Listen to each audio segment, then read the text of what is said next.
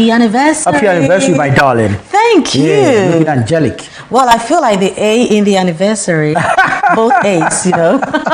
It's beautiful. Guys, if you're wondering, we're 7 years old. We've come a long way as a television station. But guess what? You guys are the MVPs. Absolutely. Because without you, there's no us. Okay? It's a 7-year milestone. But we feel it's a movement because we set up off on a course and you came along that journey with us. Yeah. And it's absolutely beautiful. You bet. It's been by the grace of God. Yeah. But I also not take away from us the fact that we've really worked hard to course. be where we are. Of course. In this house, all we know is work, and work. Yeah. And I mean, we worked so hard because of you, all right? From that wonderful visionary leader to the management to the multi-talented, multi-skilled staff. Oh boy, we take delight in doing what we do because we know that there are some amazing people out there glued to their sets watching Channel 1 TV. And we are truly and eternally grateful to you guys.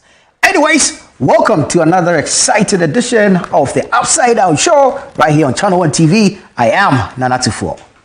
My name is Frema Eduname, and today we are going to be talking to another gentleman. And in fact, not just one, we've got great personalities coming on. And these are people who have really worked very hard, making their story one worthy to talk about. But don't worry, don't forget that the Upside Down Show is proudly brought to you by Sky Mineral Water. Let's take a quick break. When we come back, we'll be letting you in on our guest, and then we've got the showdown.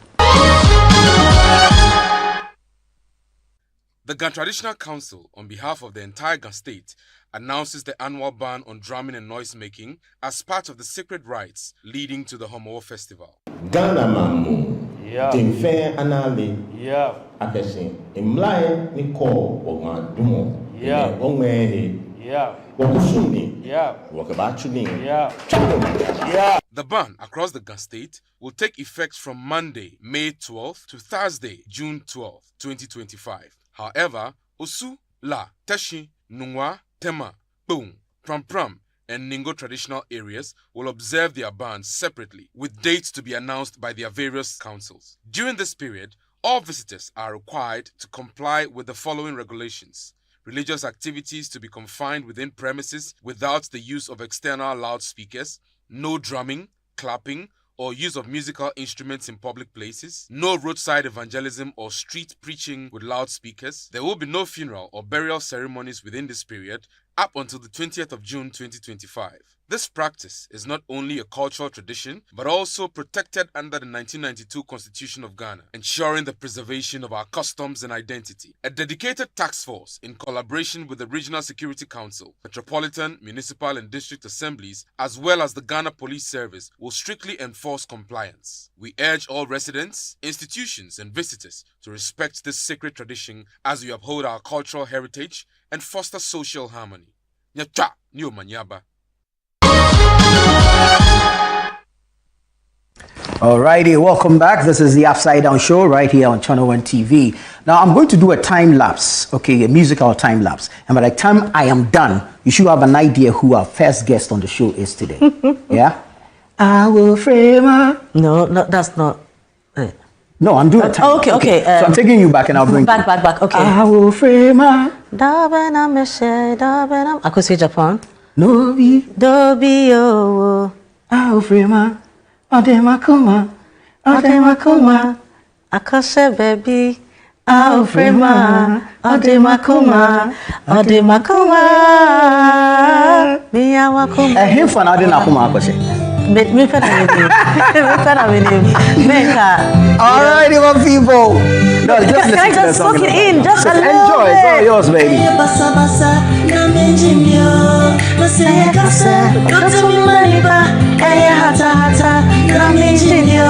Make me wanna fly. I wanna fly way up in the sky. Make me wanna fly. I wanna fly way up in the sky. Oh, Frema, Ajepomaa, Akoshe baby. Oh, Frema, Ajepomaa. Miya wakume musafa, kamili baby, wakume mupro.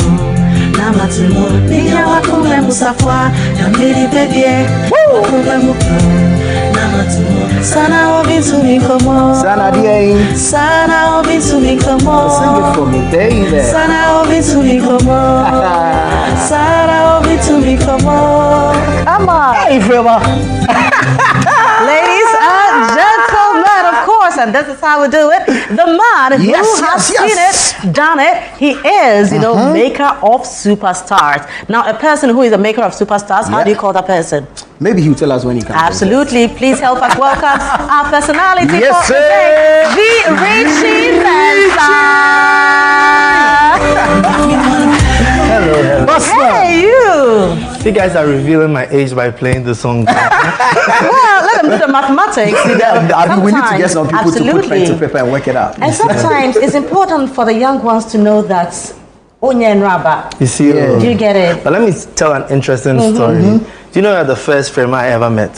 Who? You. Do you know? No. So do you remember we met some years ago at ANC at Max Mats? You know, and I really remember what you told me that day. Wow. You know, so Rich and I met.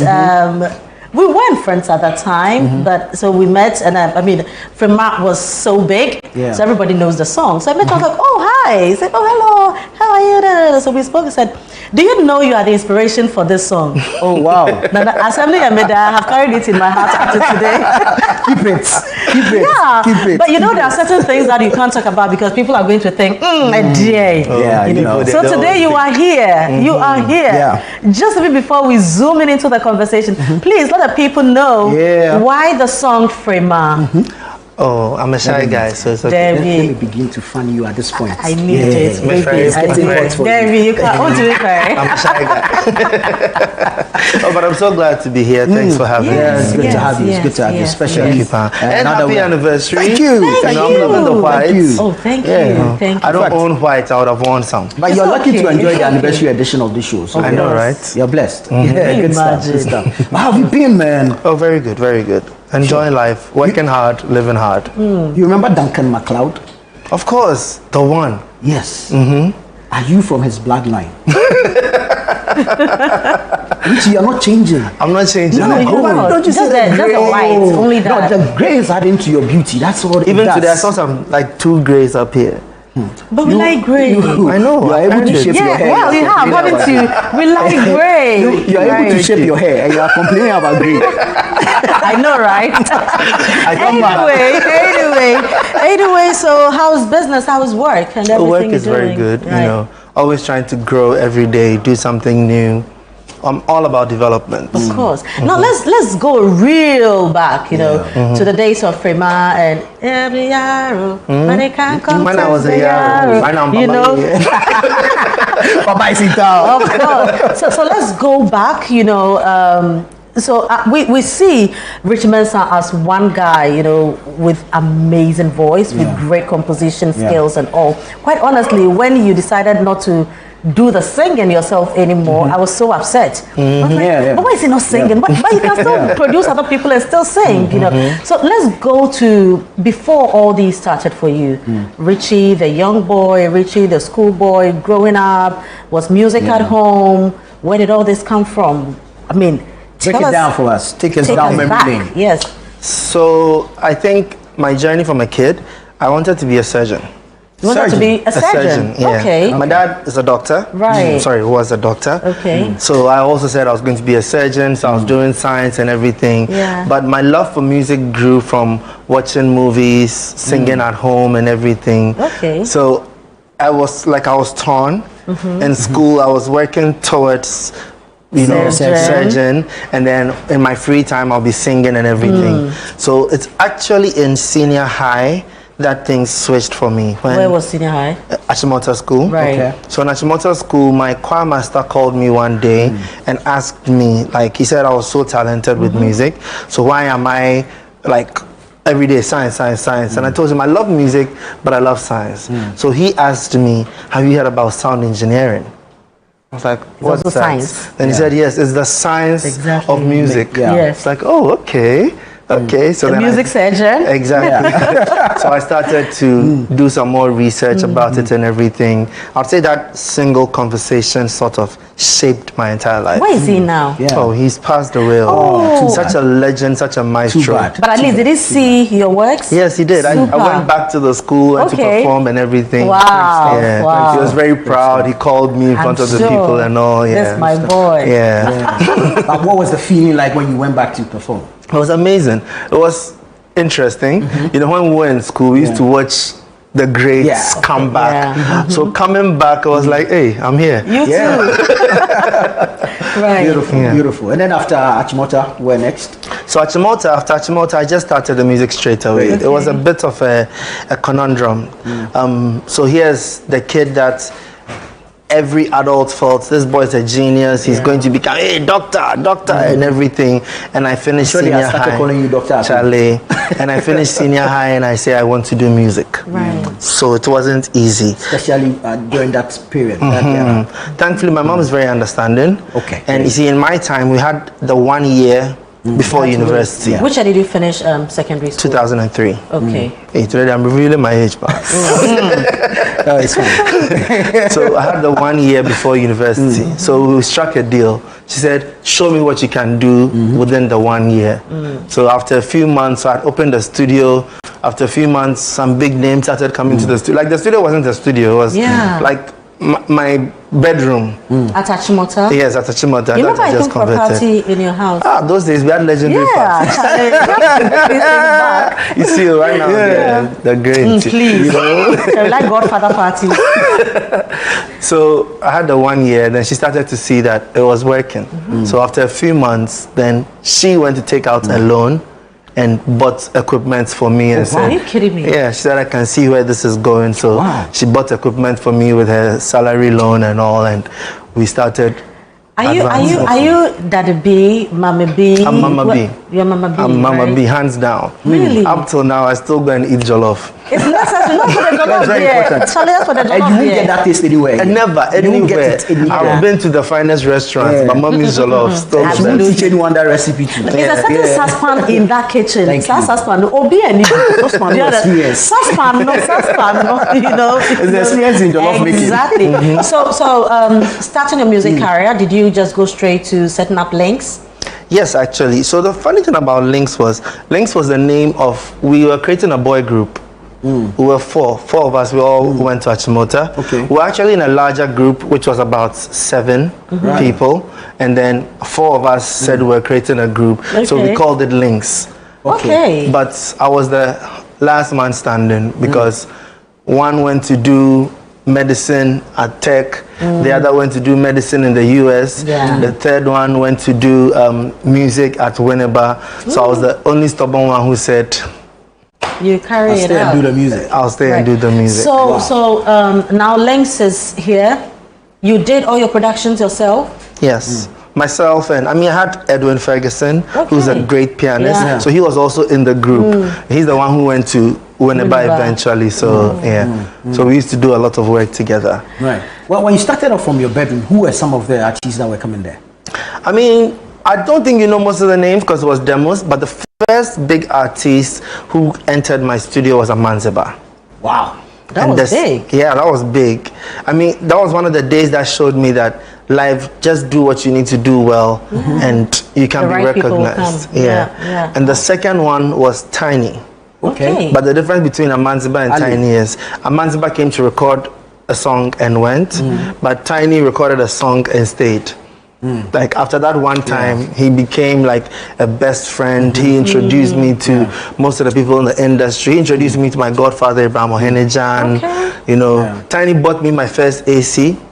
Really? Oh yeah. In the studio? In the studio, yeah. Oh wow. Because before that, when I saved money, we bought some AC, but we used to call it hand dryer because you could only feel it when you go and stand in front of it. No, when we pour libation, you have to mention Tiny. Oh yeah, Tiny reality. Yeah. That guy has done so much. So which year did you do? So it was Frema and that Was that an album or EP or just singles? It was an album. Okay. But I did a single. See, those days were more daring than these days. I had the Frema single. So it had Frema with 4 different remixes of Frema on it. And then that was the single. And then I followed up with the album shortly after. That was the All of Me album. Which year 2007. was Frema done? 2007. So was Frema your first? My first. That was my, virgin breaker. Wow. So just, you mentioned a little bit, but let's go deeper into that song, because I think that for a first timer, it was that good. And I'm sure up till now, when we play Frema, it still brings back memories, and it still can't compete with any song any day, if not even better. So for Frema too, let me give the kudos to another person, Kwame Fache. Okay. Oh, okay. So the funny thing is, you guys know Mr. R&B. So all my songs were in English. All my songs were in English. The only reason I recorded Frema was to tell people that I can sing Trio. Oh, really? Right. Yeah, because when people come to the studio and all my songs are in English, they thought I couldn't speak Chi. So I just recorded one song in Chi, said I can do it if I want to.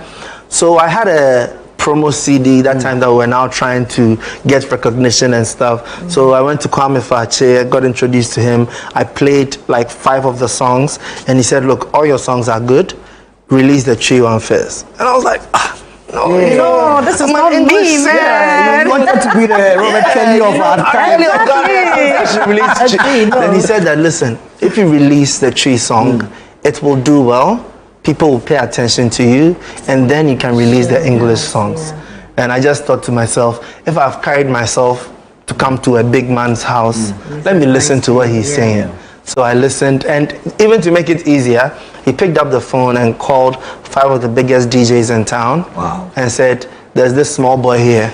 He's bringing his CD. When he comes, don't collect him payola, play the music. Charlie, he did you a great favor. Because I don't even know how the gates open for you. So that was it. So from there, they started playing the music, started getting the attention. But how did you get the rhythm, the lyrics, everything you said in that song? I mean, for a first timer, for some guy we don't know, and then all of a sudden he comes out with something big, something huge. I think one thing about music is, or any talent, I can't tell you where music comes from. I think everybody, you feel music within, and you're just able to bring it out, so I don't think there's any of my songs I can tell you the inspiration came from here or this or that. You just feel it when you are in the creative mood. Is it true that the best songs or the songs with the best lyrics are mostly from life experiences? Not necessarily. Not necessarily. Like I was saying, there's no formula. That's the thing with music. Look, there are songs that we've spent 2 weeks in the studio taking our time to create, and it just became an ordinary song. There are songs that you get in the studio and you are just fooling, and that becomes the biggest song ever. A song like Easy's Wengeze, there was no formula. I played a drum beat, went in the booth, and then I went to full. So all those silly voices you hear in the background was me. I was just fooling in. Then I chopped it up, put it in. Then I said, Easy, go in the booth and just say whatever. She just fooled for like 20 minutes, then we chopped it up, put it together. There are other songs that we've taken our time, take out the dictionary and write big words. So with music, I think one thing people don't understand about music is it's more spiritual than anything. You have to feel it from within. So you sharpen your skills as a crafts person, so that when you connect with the sound, you're able to deliver it. But you also did Yarrow. What was the inspiration? What did you want to say? Yarrow, it was very personal for me. We can feel it. Because I started when I was 17. Right. I was very young. I opened a company at 17. And everybody said I was silly for doing that. And my mom especially got a lot of attack. Because just imagine a young boy who was doing very well in school, who said, I'm dropping out of school to start music. And my mom is a teacher. Oh, wow. So a lot of people questioned her judgment, said I was too young, I was a small boy, I was wasting my time, I should just go back to school. I have people that even after FREMA, they brought me medical school forms that it's not too late. If you've done something, you just go back, you know. Follow Nilanti. Exactly. So Yarrow was me telling all these people who said I was too young, I couldn't make it and everything that, look, don't try and write my story with your life. Just because you told this path, doesn't mean I need to toe that path. So that's why I said, they said Yarrow means small boy. Okay. So they said I'm a small boy, but they can't contest the small boy. Man, Exactly. I really like that. From then you've worked with some amazing people. I mean, you've mentioned Amanziba, mentioned Tiny. There was Asem. What was it like working with Asem? Asem was just crazy talented, you know. Fantastic. The ideas just keep coming out and everything. Yeah. Amazing times. No. We miss him. Oh, Charlie. Are you in touch? Are you guys in touch? Oh, not really. Did you fight? No, we didn't fight. But It's those things some. which You know, I mean, you know, money. it's like the same way you work at one place and years later you're working at a different place. Okay. So it's you just a decided part to of move life. away. Yeah. Yeah, but he's not as active as he used to be. At a point we heard he was going to drop something, whether channel or something. Coming soon. Yeah, the soon has never come. They're still waiting. There's no date. Do you think he spent or he had a lot more to give to the industry? Oh, that one day I wouldn't be able to speak for him. Yeah, not necessarily speak for him, but I mean the experience of working with him. Having worked with him before. No, so that's the thing. Like, talent is limitless, but sometimes life affects you from being able to show off that talent all the time.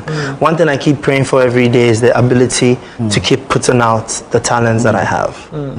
You know, before we bring in the other artists you've worked with, you know, why did you decide to now go into production and then take yourself out of the singing? Why? You know, this is one of the things that, for those who read my book, they'll understand that it comes a point in time in your life, you need to be able to plan who you want to be. And it's one thing that, I don't know, instinctively I've always known. So I remember that when I was about 18 or so, I took pen to paper and I wrote down who I was in the future.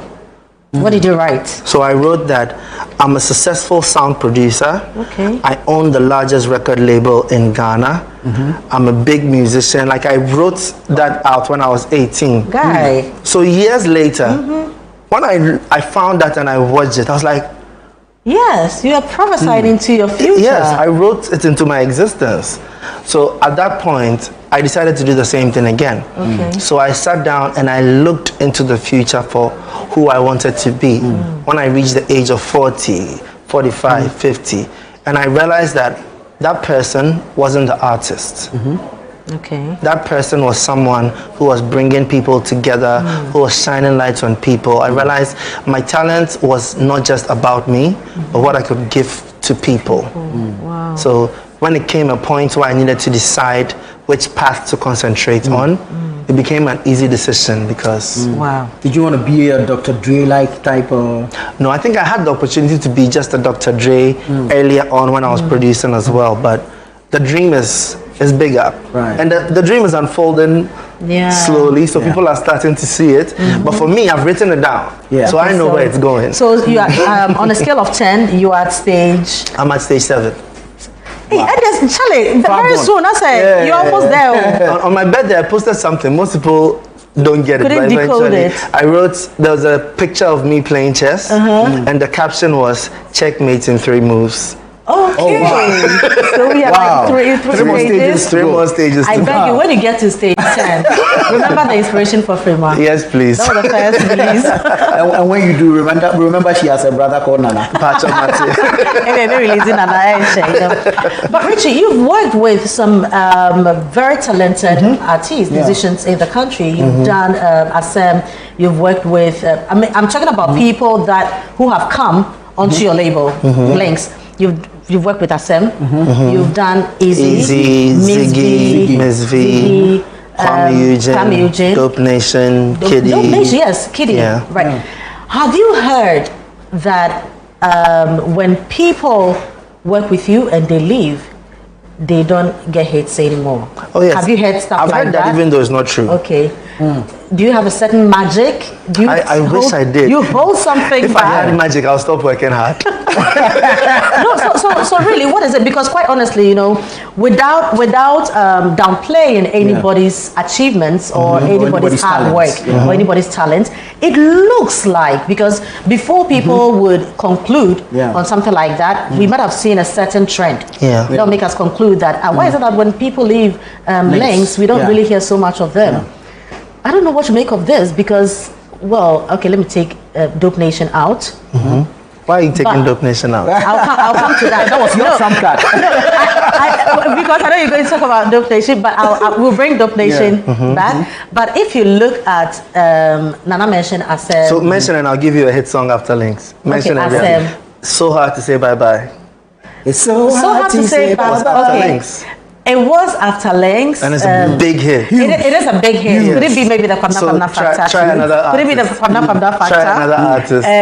Miss V. Okay, Miss V had a song with Tiwa Savage, and then the one with Yemi Alade.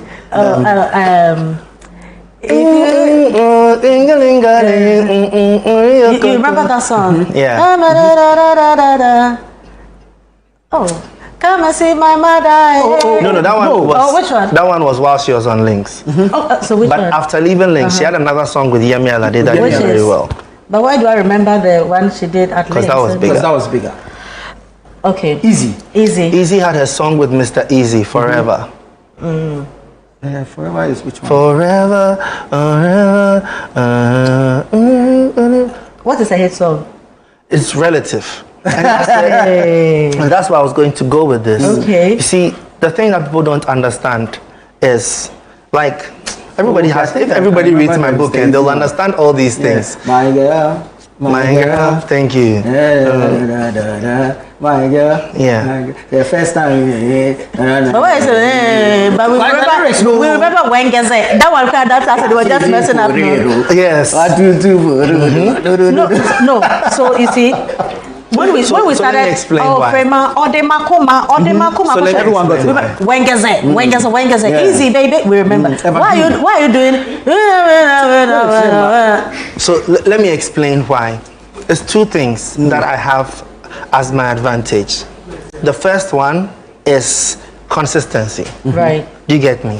Now, one thing people don't understand about life is it is difficult to succeed, but it is even harder to succeed consistently. True. Right. And because I have been doing this for so long, I am able to keep doing it consistently. Yeah. So that's why for some of these names that you are mentioning, they were able to keep things going for a while, but the consistency lacks. And that comes to the second thing, which is systems. Right. Now, I went from starting music alone to having a team of 3 employees to right now about 60 employees. Oh, wow. Yes. So if you are a Lynx artist and you stop being a Lynx artist, you go from having 60 employees to yourself. Yeah, doing stuff for you. So the scale at which you can do things drops. So that's why I like your question on what do you determine as a hit? Yeah. Because what you also have to realize sometimes is you may not see it as a big hit, but for that person, it is. Because let's say if I'm investing, let's just imagine I'm investing $1 million in a project. Yeah. And because of that, the project hits big and we make back 1.5 million. That's great, Yes. right? Maybe when the person is on their own, they invested 100,000 and made 500,000.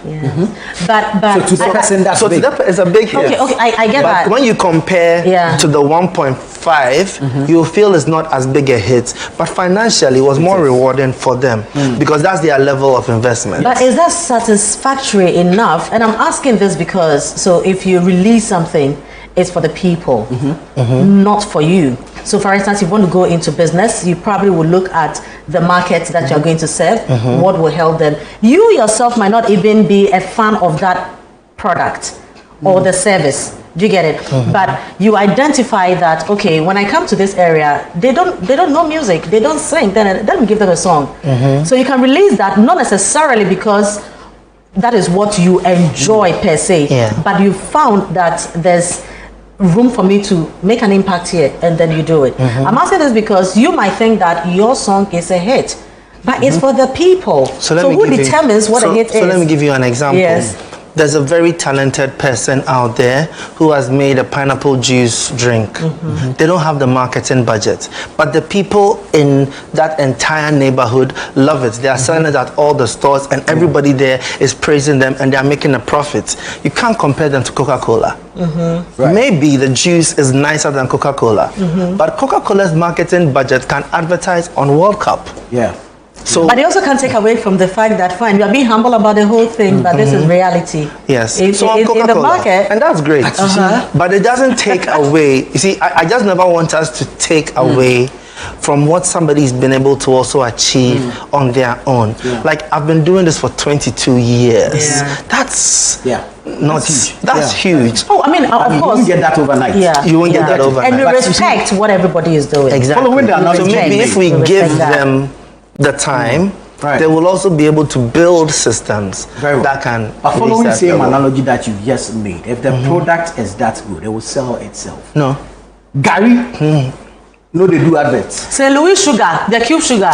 Until recently, somebody decided to mix it with something. So I'm going Big Pen doesn't advertise. So for instance, St. Louis sugar doesn't advertise because they have the best distribution worldwide. Big Pen has the best distribution. When it comes to companies, there are three things. There's the production, the marketing, the distribution. Yes. Production is important, but it's basic because anybody can produce. But if you get your marketing and your distribution right, you're on top. So those who you don't see spending big on marketing are spending big on distribution. So that's thing. Let me correct people when they say good product sells itself. It's the biggest lie in the world. Who is marketing and distributing, Gary? A lot of people, but ask yourself. Tego Sisters. Is there any they have Tego Sisters, Gary. Is there any company that you can say is highly profitable from Gary? Gary as a product sells, but there's no Gary company that is making money from Gary. But when you started, when you started, you just came with Freema and it was a hit. I mean, it's a hit, man. You get it. So whose voice was that? Good. Me now. Hey, Charlie, this man by you, why? But it's growth. So I had to learn things the hard way. And you see, shout outs to my mom again. The most important thing she taught me was how to learn. Right. I always tell people, I'm not talented actually. I just know how to learn. Okay. So give me any topic, any skill, I will learn it. If you can tell me I need this thing to succeed, come back in 3 months. I've learned it. So let's go back to that 17-year-old boy or 18-year-old who decided to write how you see yourself in future down. Was writing a book part? Actually, yes. It was number what? Oh, that one wasn't there for the 17, 18. Okay. It was there when I rewrote around like 25, 26. Okay, so when you rewrote around 25, 26, what number was the book? Oh, it was far down the line. Very well. Right. All right. So here's what's going to happen. We're going to go on a break. When we come back, we'll get into that 25-year-old Richie and his desire to write a book. Stay with us. This is the Upside Down Show. We'll be right back. Poverty makes you do what you otherwise would not do. Wealth makes you live the way you wish to live. But revenge cancels the lines between poverty and riches. It's either you're saying something progressive, or I'll just tell your wife that I'm carrying your child. Where is my father? Now that he's coming closer to the community, Papa, people forget your own plans. So I go figure my own.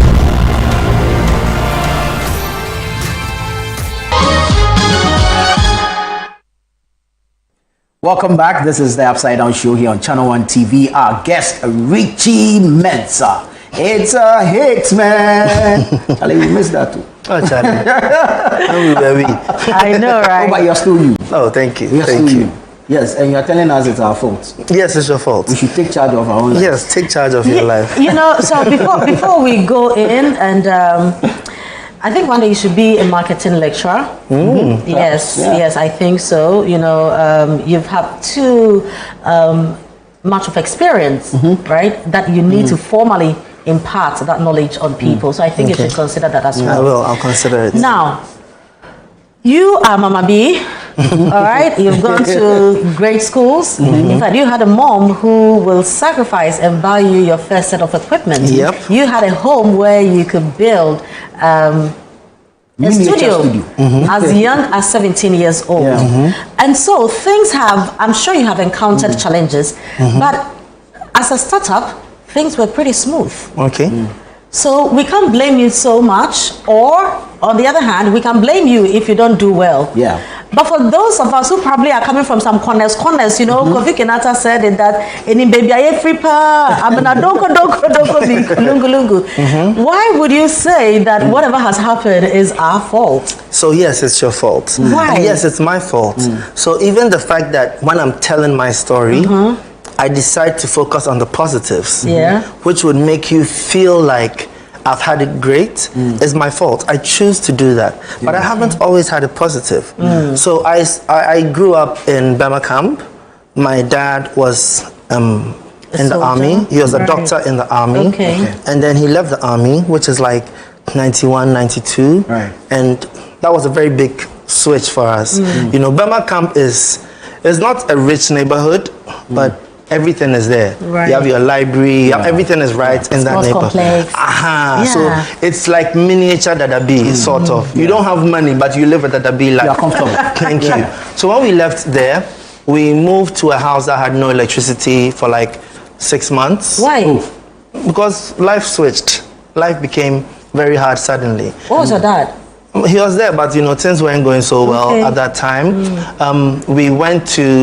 We switched from going to school in Bema Camp. My mom tried to keep us going to school in Bema Camp, but it wasn't sustainable. So we had to move to a Saito school very quickly. Which school is that? And I don't remember the name as I'm here.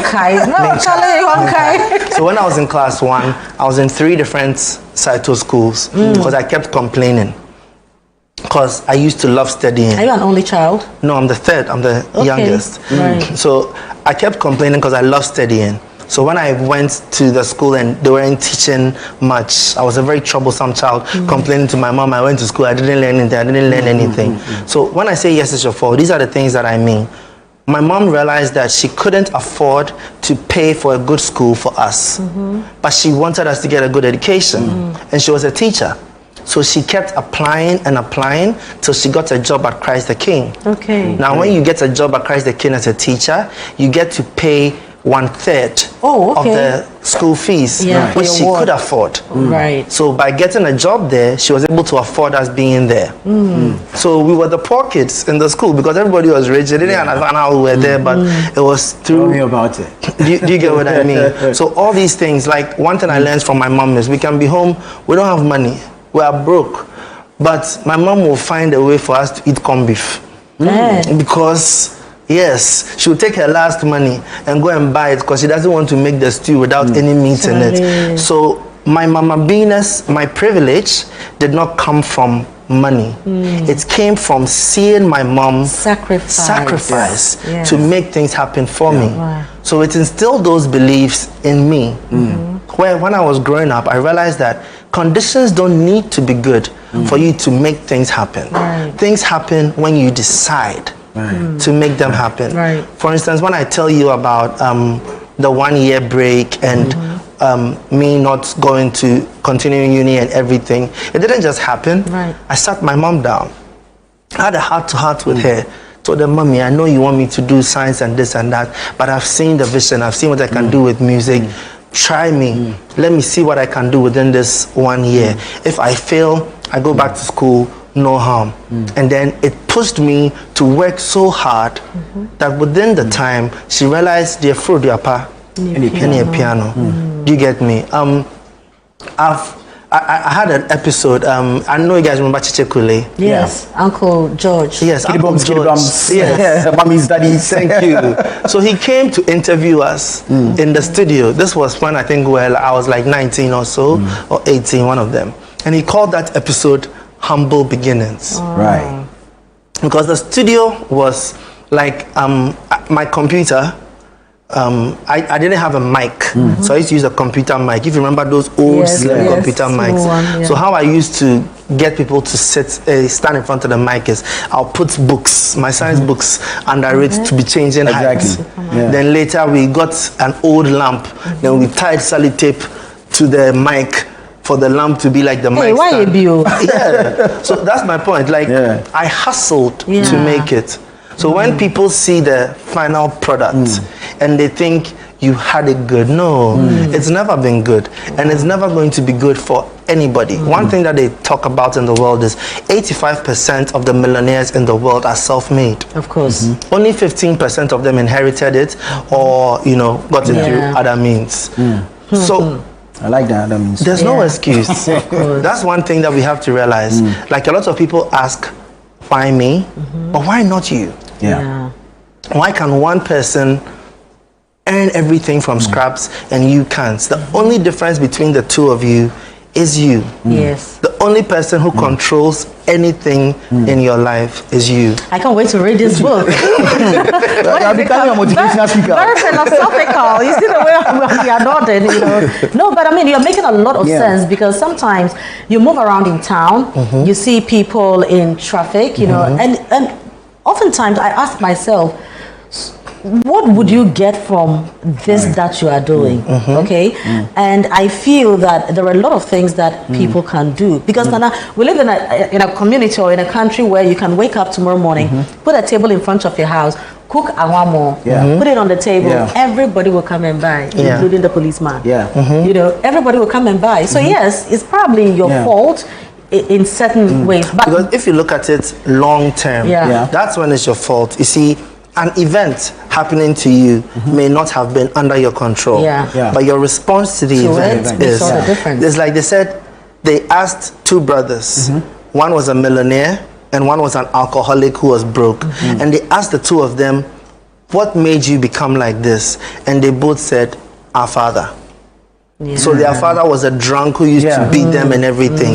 How one responded was, it pushed him to work so hard. He never wanted to be like that. The other one just accepted that life is horrible. It's in the blood. Right. So when is the book coming out? It's coming out on the 13th of June. Next week, Friday? Friday, yes. Okay. Is there going to be a launch? Yes, there's a launch. Low-key launch on the 14th. Okay. We are there. I won't say well, people will come. We are there. We are there. Feed everyone, so I'll keep quiet. Or we will bring our food. But after the launch, where can people access the book? So globally, it's out on all the platforms from Amazon, Barnes and Nobles, and everything. And in Ghana too, I'm looking at distributing in the different libraries. And you know, Ghana there, the people on the road, they sell past everybody. So I'm actually working with the network it's necessary, of them. That's how I've bought certain books. So I have to respect it. How many chapters? And how many pages? It's 15 chapters. Okay. Yes. The pages, I forgot to know, it's like 110 or something like that. But quickly, can you take us through some of the things, like, you know, the chapters, the topics, what you were talking about? So basically, the book is just telling you that take charge of your life. You know, if you want to make anything happen in your life, you need to do it for yourself. So you need to work on growing your skills. You need to work on your mindset. You need to understand how to grow, how to deal with people.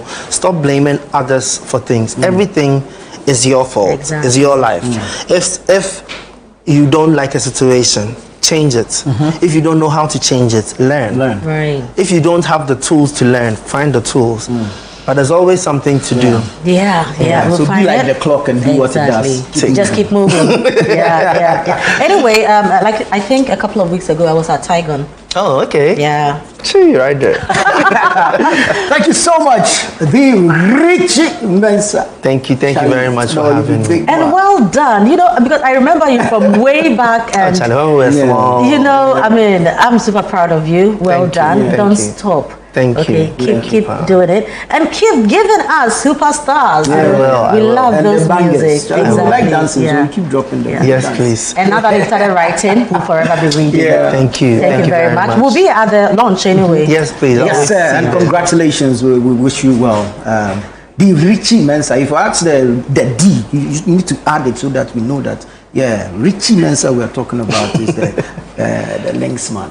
And it's always been a hit, man. This is the Upside Down Show here on Channel 1 TV. We'll be right back.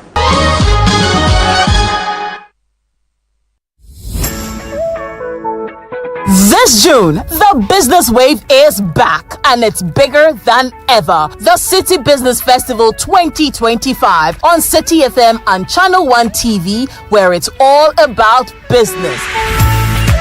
This June, we will be celebrating Ghanaian businesses, re-examining our business modules and practices through our business fora, and sharing knowledge through our on-air business discussions. Make a business date with the on-air series every weekday at 9 a.m. on the City Breakfast Show on 97.3 City FM and 10 a.m. on Breakfast Daily on Channel 1 TV. From expert interviews to real-world insights to the tools you need to grow. Don't miss a single moment this June. It's the City Business Festival 2025, celebrating everything business. Only on City FM and Channel 1 TV. Your business, your future, your time is now. Stay tuned, stay inspired, and let's grow together. The City Business Festival 2025, celebrating everything business. The City Business Festival 2025 is powered by 97.3 City FM and Channel 1 TV, and it's proudly sponsored by Absa Bank, MTN Business, and Zonda Tech Ghana Limited.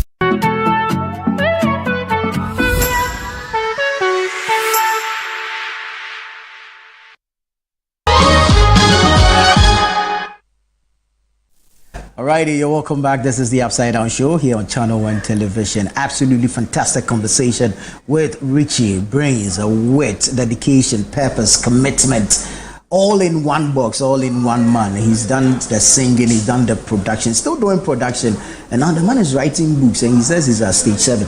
Yeah, so I can't wait to see 8, 9, 10.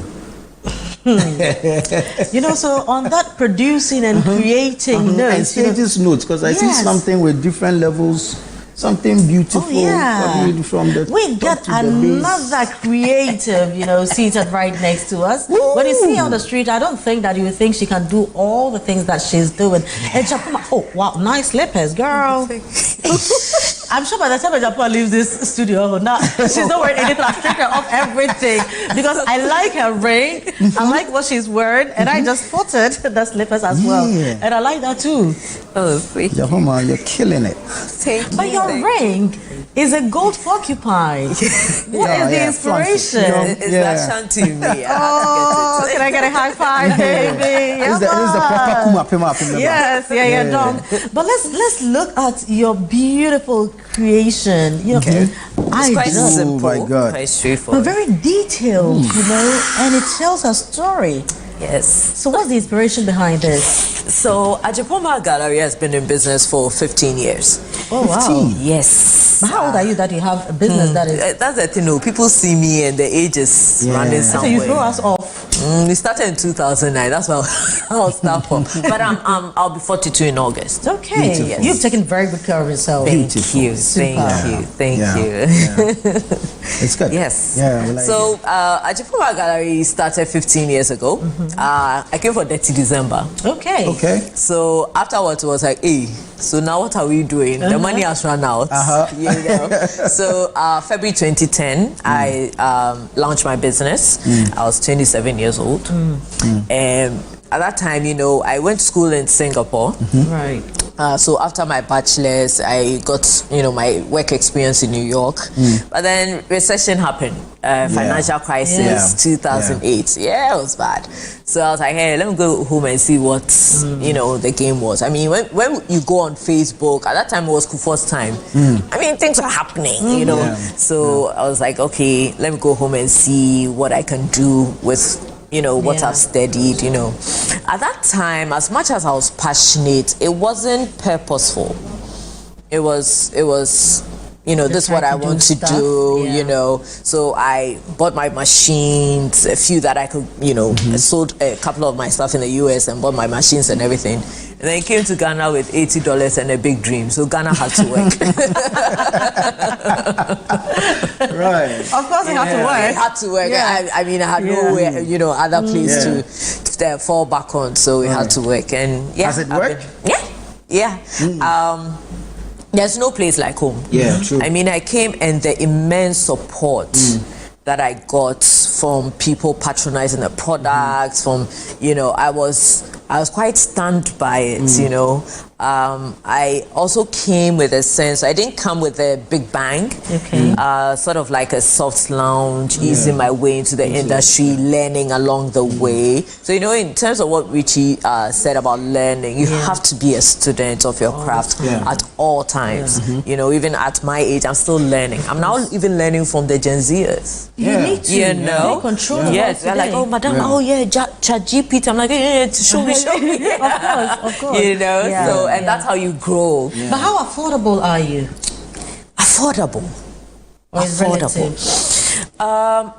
would say it's relative because we are pushing to be an aspirational brand. I wouldn't say we are luxury, but we are more artisanal. So it's more about the craftsmanship. So we are buying into the craftsmanship of what we produce. So we also have to recognize that there are a lot of minds and strategy that goes into producing our product. So it's not just me. Some people see you, the designer or the founder, and they think that it's just you and you're producing that and whatnot. But it is, a lot of creators bringing their ideas together to make what you see a reality. Yes.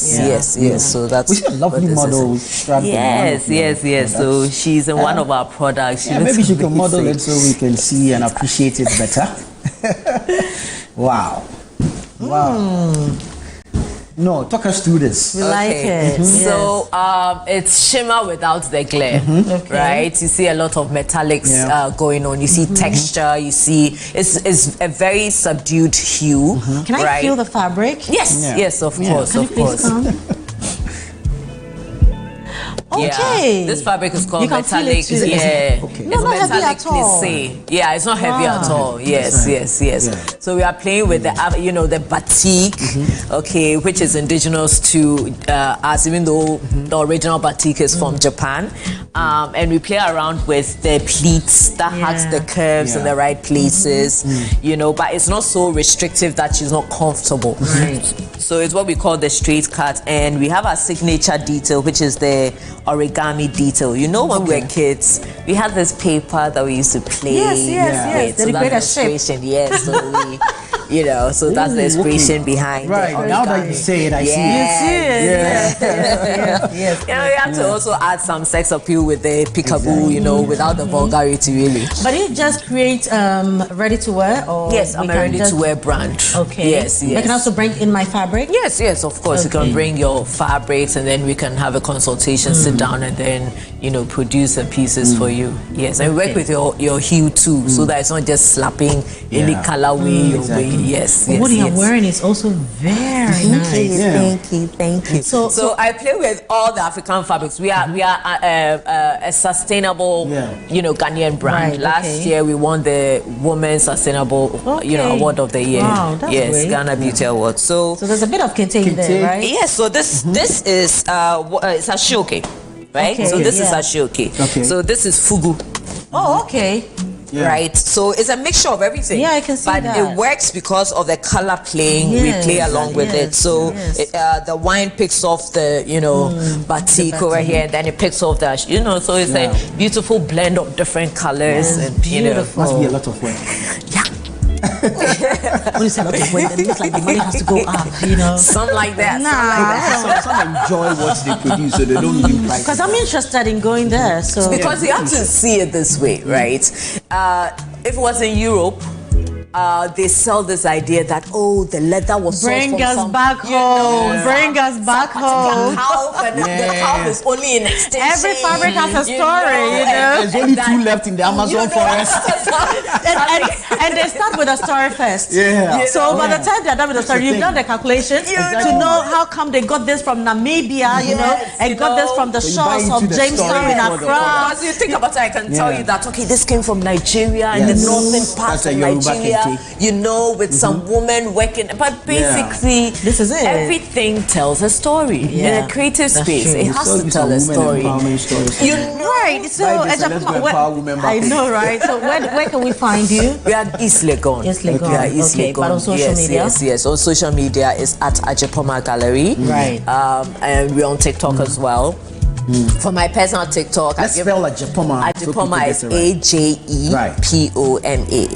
Yes. That departs from the traditional Ajepomaa spelling. I don't have English name, so here we are. Welcome to my world. I do have an English name. Let's talk about this. So Ajepomaa. So I'll be breaking my fabric, and then you create something beautiful for me. Yeah. So let's just leave the conversation on that English name note. Right? But thank you very much. You are really doing amazing. This is beautiful. Very different, very unique. Right? And Ghana has talent. Absolutely. You know, I feel like most designers come into the space thinking that we are a few, but I feel like there's so much that we have to tap on, and please patronize Made in Ghana goods. Thank you. Thank you. Thank you for saying that. But now we are coming back home. You have to come. Now we are home. Don't worry. You have to come support us. Of course. Well, thank you so much, and we wish you well. Thank you. Of course, congratulations with all that you're doing and putting thank you. Your ideas, your dreams out there for people to explore and also enjoy. Thank you so much. You're welcome. Alrighty. I hate this part of the show, you know. But unfortunately, we'll have to come to terms with that and come face to face with saying goodbye to you. It's been an amazing evening. And once again, we say congratulations to ourselves and the entire Channel 1 TV on our 7th anniversary. This has been the Upside Down Show on Channel 1 TV. I'm Frema Edunyame. And I am Nana Tufo. Be kind to your mind. We'll see you again.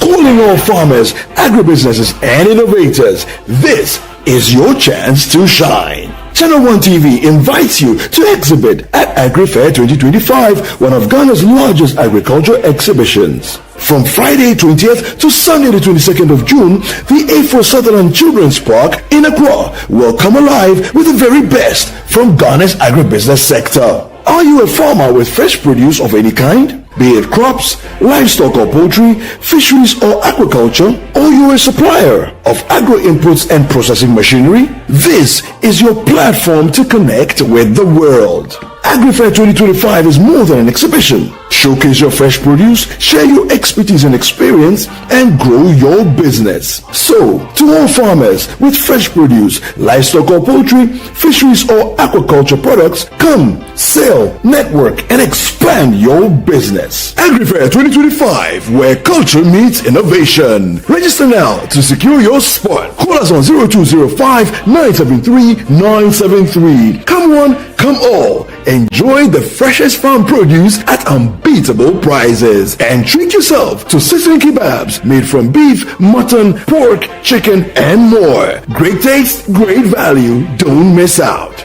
The AgriFair 2025 is powered by Channel 1 TV with support from 97.3 City FM and is proudly sponsored by the Ghana Exim Bank, Legacy Crop Improvement Center, Development Bank Ghana, and Agri Impact Limited.